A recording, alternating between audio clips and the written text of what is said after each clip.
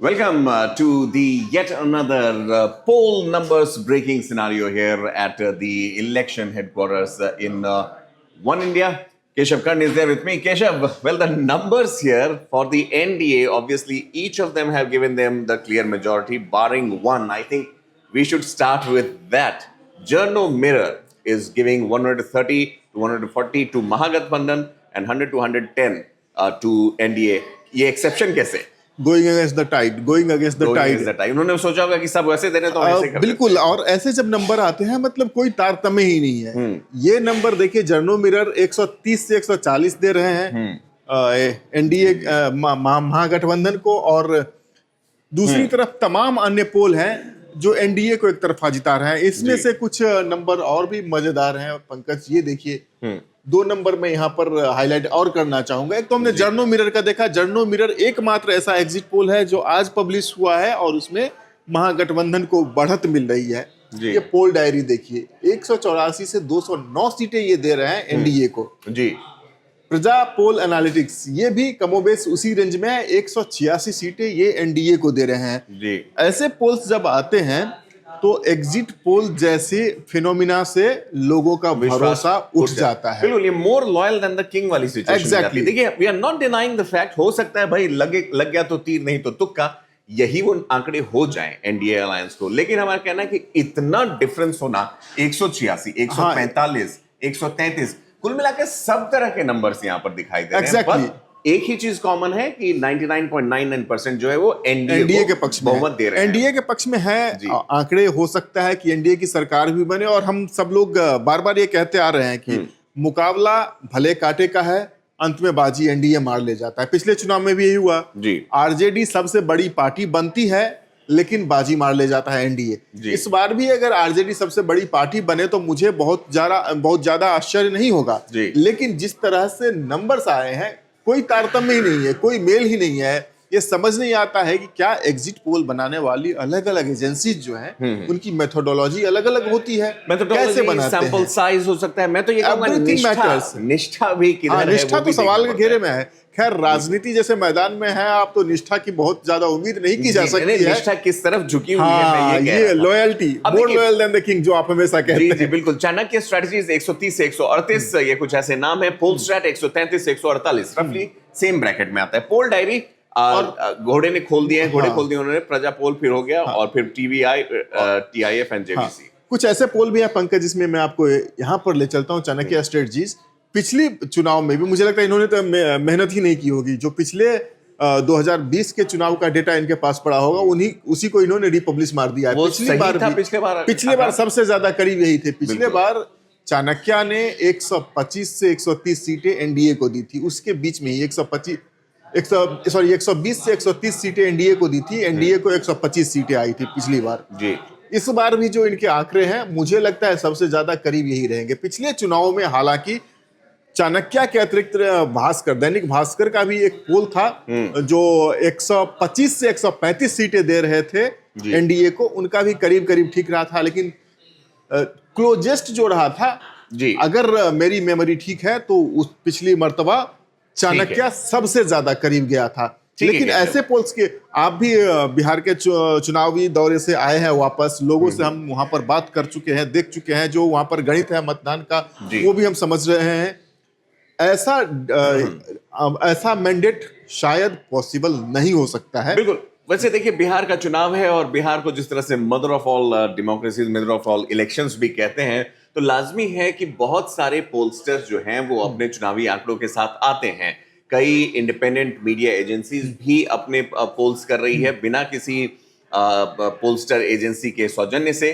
साथ ही साथ अगर हम देखें तो यहाँ पर जो आंकड़े, जैसा कि हमने पहले कहा, वो तो मोर और लेस एनडीए को ही फेवर करते नजर आ रहे हैं। इक्के दुक्के जो हैं वो महागठबंधन को थोड़ी सीट देते नजर आ रहे हैं केशव। लेकिन जो अदर्स की जो संख्या है उसको अगर हम देखते हैं तो उसमें तो खैर किसी भी तरह से मुझे लगता है कहीं भी कोई गुंजाइश नहीं बनती है कि पोस्ट पोल अलायंस करके भी सवाल ही नहीं उठता है। और ये धीरे धीरे अदर्स का जो आंकड़ा है वो सिमटता चला गया है। अगर आप 1950 85 के बाद से देखेंगे तो धीरे धीरे जैसे क्षेत्रीय दलों का उदय होता है, आदर्श सिमटते चले जा रहे हैं बिहार में। जी जी 90 में आदर्श की संख्या रहती है, उससे कम 95 में होती है, उससे कम 2000 में होती है। पिछला चुनाव आप देखें 2020 में, तो आदर्श बहुत ही सिमट गए, कोई जी। आदर्श बचा ही नहीं। बिल्कुल। आइदर इस गठबंधन में है या उस हाँ। गठबंधन में है। जी जी एक चीज आपके शव में यहाँ समझने की कोशिश करें, मैं स्क्रीन को वापस लाना चाहूँ। ये जो पूरे के पूरे आंकड़े हम लोग देख रहे हैं, जहां पर एनडीए को इस तरह के नंबर हैं, ये बीजेपी प्लस जेडीयू प्लस कुछ अन्य इसमें है।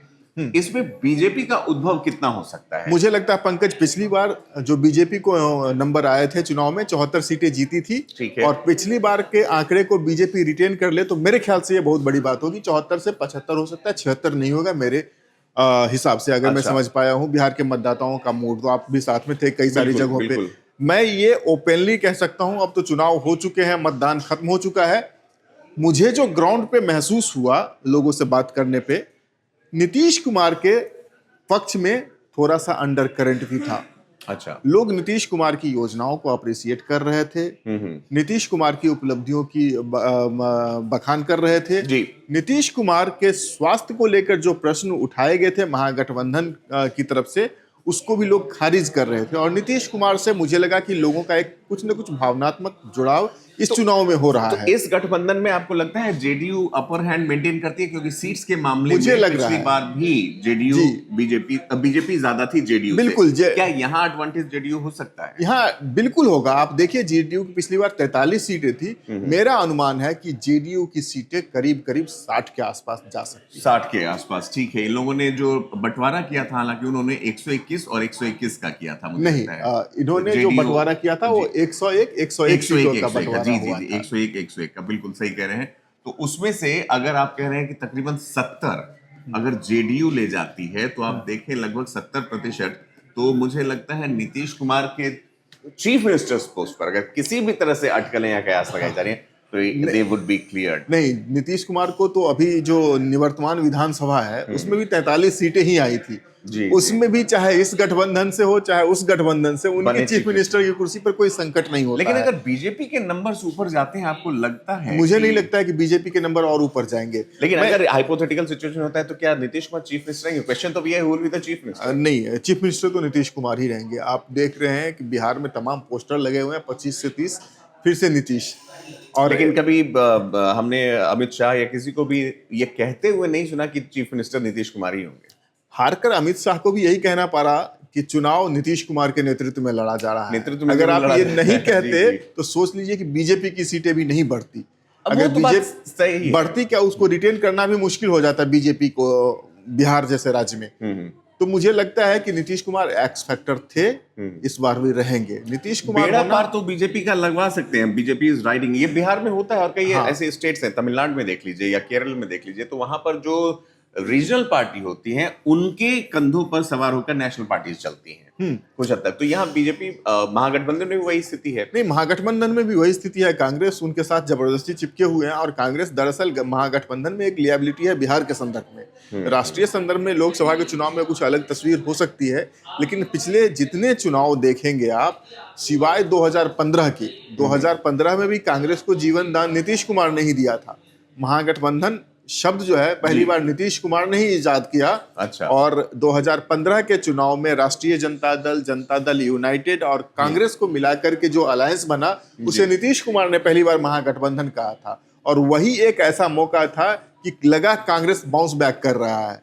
2010 में कांग्रेस की बिहार में 4 सीटें आई थी। जी। और 4 से वो 30 पे चले जाते हैं। तो ये नीतीश कुमार की कृपा से, क्योंकि नीतीश कुमार का वोट बैंक उनमें ट्रांसफर होता है, राष्ट्रीय जनता दल का वोट बैंक उनमें ट्रांसफर होता है, और ये कांग्रेस को प्रोपेल करता है। 2015 के बाद फिर से देख लीजिए, 2020 में वो 70 सीटें लड़ते हैं और 19 जीतते हैं। सबसे पुअरेस्ट स्ट्राइक रेट उनका रहा था। जी। और इस बार तो राहुल गांधी ने जिस तरह से कमबैक किया, हालांकि बीच में वो गायब ही हो गए थे बिहार से, और जो मुद्दे उन्होंने उठाए थे वो कितना फायदेमंद होते हैं आरजेडी के लिए, वो तो the jury is still out on that. Keshav, तो नंबर आंकड़ों के हिसाब से तो ये देखते हैं, महागठबंधन के लिए जो सबसे कुछ एजेंसीज हैं जिन्होंने उनको 100 के आंकड़ों से पार पहुंचाया है, वो इक्के दुक्के हैं। इनफैक्ट यहाँ पर देखिए 4 तो यहाँ पर हमें नजर आ रहे हैं जी। तो इसमें और किस तरह से हम देखें, क्योंकि ये सेफ जोन्स हैं। एक तो खैर चलिए, हमने जर्नो मिरर की चर्चा हमने कर ली थी, यहाँ पर मौजूद रहते हैं। बिल्कुल, ये इसको हम लोग इधर कर देते हैं यहाँ पर। बाकी अगर देखते हैं तो नंबर्स वैसे ही रहते हैं। पंकज, एक बात, आप कांग्रेस की बात कर रहे थे, राहुल गांधी के वोट चोरी, वोट अधिकार रैली की बात कर रहे थे। अगर ये कॉलम आपको दूसरा कॉलम जो थोड़ा वीक दिख रहा है, तो इसमें यकीन मानिए बहुत बड़ा कारण राहुल गांधी और उनकी जो रैली बिहार में वोट अधिकार रैली हुई वो है जी। तेजस्वी यादव, मैं बार बार कह रहा हूं, तेजस्वी यादव ने इस चुनाव का टोन सेट कर दिया था 1-1.5 साल पहले ही। वो बेरोजगारी की बात कर रहे थे, पलायन की बात कर रहे थे, अशिक्षा की बात कर रहे थे। लोगों को ये बात समझ में आने लगी थी कि तेजस्वी यादव जब उप मुख्यमंत्री थे तो नीतीश कुमार के साथ, तो रोजगार देने का जो उन्होंने पहले वादा किया था उसको पूरा किया। 3 लाख भर्तियां हुई। तेजस्वी यादव उसका कुछ हद तक श्रेय लेते हुए भी नजर आए। और उस फ्रंट पर अगर कहें तो एनडीए बैकफुट पर था। 20 साल का समय काफी होता है। जी जी जी। लेकिन फिर से वोट अधिकार यात्रा होती है। जो जेन्युइन इश्यूज थे, जो जनता से जुड़े हुए मुद्दे थे, वो नेपथ्य में चला जाता है। देखिए, वो बात तो बिल्कुल सही है केशव, लेकिन साथ में ये भी एक कॉरोलरी उसका ये आता है कि जब हम लोग भी क्रिस क्रॉस कर रहे थे बिहार को, तो तेजस्वी के जो जॉब देने के 2 करोड़ जॉब्स देने की जो बात है, उसको लोगों ने सिरे से निकाल दिया कि भाई ये कैसे देंगे। उन्होंने कोई भी पॉलिसी, जीविका दीदी की बात की तो उसमें जंगल राज आ जाता था। तो कहीं ना कहीं काउंटरिंग फैक्टर्स रहे हैं डेफिनेटली। लेकिन देखिए, तेजस्वी ने जो रोजगार की बात की थी, आप देख लीजिए 2020 के चुनाव का इतिहास। राष्ट्रीय जनता दल ने अपने घोषणा पत्र में कहा था कि वो नौकरियां देंगे, इतने लाख नौकरियां देंगे। जी जी जी। एनडीए में बीजेपी ने कहा था कि वो इतनी लाख नौकरियां देंगे, जेडीयू ने नहीं कहा था जी। इस बार महागठबंधन और खासकर तेजस्वी यादव ने जो टोन सेट किया, आखिरकार नीतीश कुमार की सरकार को भी उसी लाइन पे आना पड़ा है। इस बार के घोषणा पत्र में उन्होंने नौकरियों का वादा किया है। नौकरियां, उससे पहले बिजली फ्री की है, 125 यूनिट बिजली फ्री की है। बिल्कुल बिल्कुल। तो जो बात वो कर रहे थे उस पर बात हुई है इस बार। लेकिन नीतीश कुमार को या एनडीए को वो वक्त मिल गया। राहुल गांधी की यात्रा जो हुई, तो इन्हें संभलने का वक्त मिल गया और इन्होंने सारा कोर्स करेक्शन उस टाइम पे कर लिया है।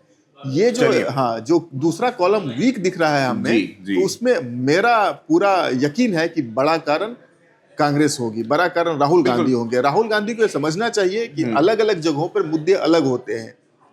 वो तो है। देखिए, हालांकि उन्होंने पटना से वो प्रेस कॉन्फ्रेंस नहीं की थी जहां पर उन्होंने ये बताया था कि हाइड्रोजन बॉम्ब हरियाणा की जो चर्चा, और एक ब्लैंकेट इशू नहीं हो सकता है। जी बिल्कुल। आप देखिए, कर्नाटक में आप बात कर रहे हैं कि वहां पर पूरा इलेक्शन प्रोसेस ही रिग्ड था और इसी कर्नाटक में सरकार बनाए बैठे हैं। जी जी बिल्कुल। तो मतलब गुड़ खा और बिहार से जोड़ना थोड़ा मुश्किल है।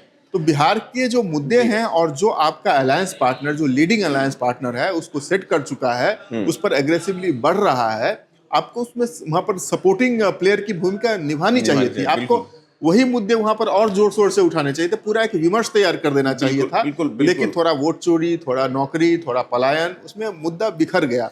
जो नैरेटिव था, मुझे लगता है महागठबंधन का, वो बिखर गया। वो चाह ये भी नहीं रहे होंगे कि कोई ऐसा मुद्दा रह भी ना जाए। तो the choices of problem of plenty जो इसको कहते हैं। चलिए, फिलहाल तो आंकड़े तो ऐसे दिखा रहे हैं, लेकिन ये भी बात सच है कि जो एग्जिट पोल्स के नंबर होते हैं, हमने उसको बिखरते और बदलते भी देखा है। तो we will be keeping an eye 14th of November would be the day when One India would be bringing you minute-by-minute coverage of the counting days starting 7 o'clock in the morning. Do join us then. Until then, this is Pankaj Mishra and Keshav Karan signing off from the Election Center of One India. Subscribe to One India and never miss an update. Download the One India app now.